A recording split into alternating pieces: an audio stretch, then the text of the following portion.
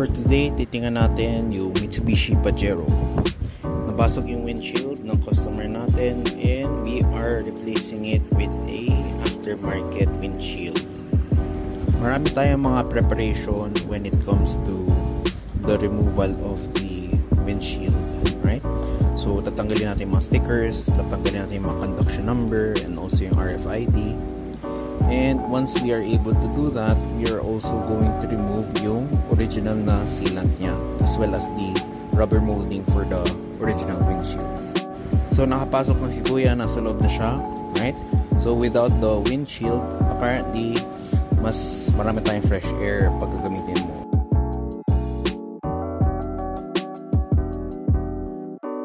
So ito na si Kuya, binabaril na niya ng silicone yung windshield natin or yung frame ng windshield natin para malagay kaagad. Ayun ang bilis na gawa na kaagad niya. So pinapalo niya yung windshield para fit na fit ang paglapat ng silicone. And as you can see, binalik natin yung mga stickers niya and RFID. Pinaking tape natin siya para kumapit ng mabuti. Job well done.